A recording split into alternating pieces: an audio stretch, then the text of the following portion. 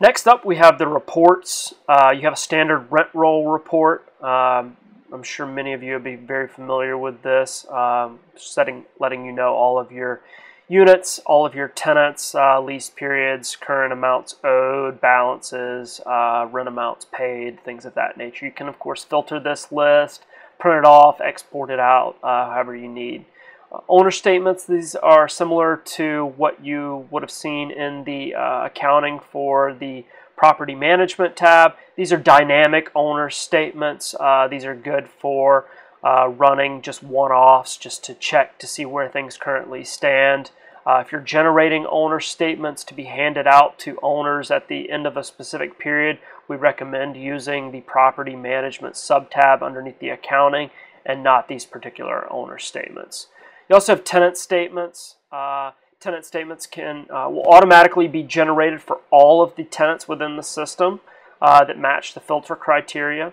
The reason being for this, you can just simply click print and it will spool every single one of the statements to your printer all at once, separating them out page by page. This is automatically ticked to be past due, so it's just showing all of the tenants that are currently past due. You can, of course, filter this as needed as well. We have tenant delinquencies, and so this is a really good report for finding out, who owes you money. But also within this particular report, you can click on the balance in order to record a payment for any of these tenants. So it's a very easy way of just staying up on who owes you money and being able to record those payments very quickly. You can also pull up any of these tenants' profiles if you need to record any tenant notes or see their ledger or whatever it may be. So if you're making phone calls or sending out emails to tenants within this report, not only is it just a report, but it's dynamic in nature, meaning you can pull up a lot of additional details for these respective tenants at that point in time. So it makes your life easier when trying to go through collections on any late delinquent tenants. Upcoming renewals will let you know all of the units that are coming up for renewal based on the date that you've set.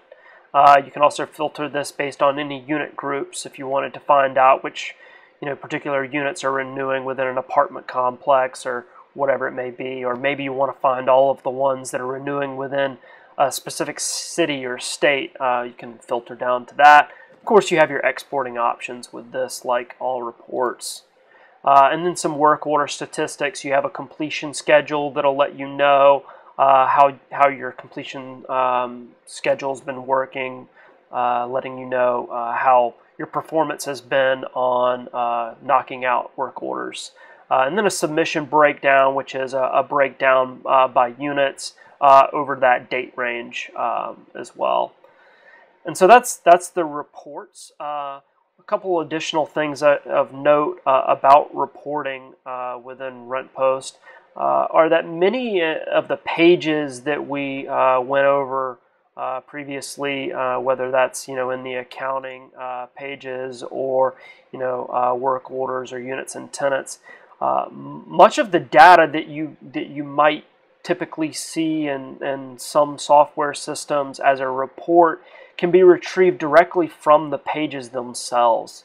And so we like to think of reports as sort of a dynamic in nature, in that you're able to filter your lists and export these particular items out, print them out as needed without having to generate a specific report.